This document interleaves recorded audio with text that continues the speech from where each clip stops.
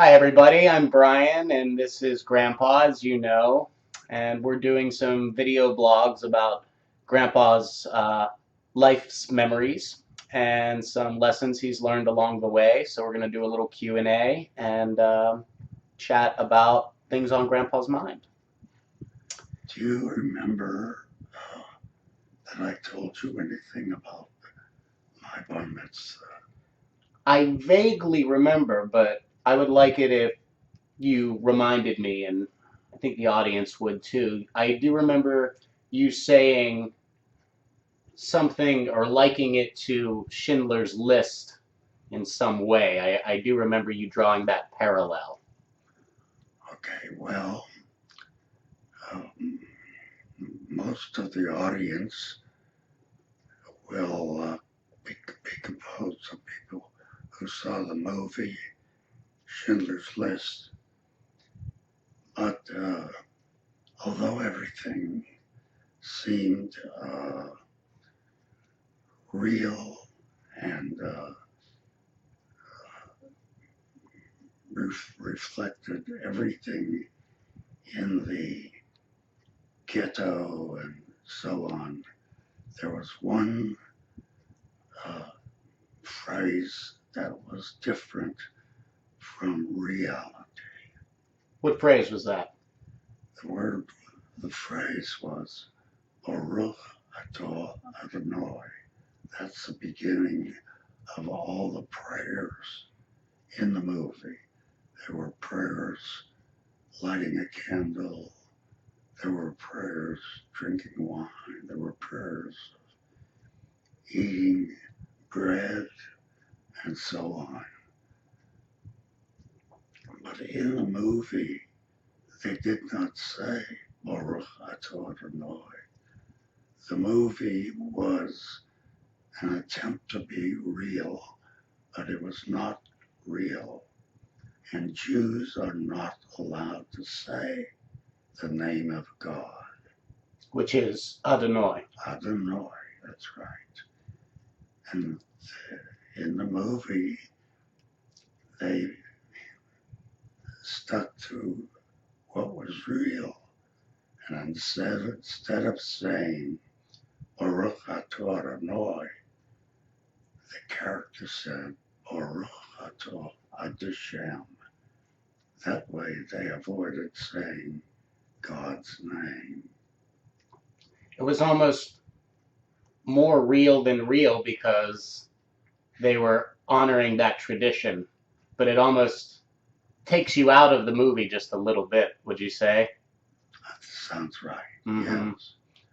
Now I'll tell you something about my experience with Adonai and Adashem. In my early 12th year, when I started studying for my bar mitzvah, where I was going to actually perform by reading the Torah, blessings were part of that. So I was warned, you do not say Baruch Atah Adonai. You say Baruch Atah Hashem, so on. So it was drilled into me. And I was told, we're practicing. You don't say Adonai. You say Hashem. But then when you are called up to the Torah to read part of the Torah and the Haftorah, then you say Adonai. You don't say Hashem. And so that Saturday morning, when I was called to the Bima, the structure where the Torah was, and I started by saying the prayer on being called to the Torah. And I started Baruch Atah Hashem Adonai, and that was a foretelling of the mistakes I was going to continue to make. As much as I struggled to say Baruch Atah Adonai. I was so upset as I went along.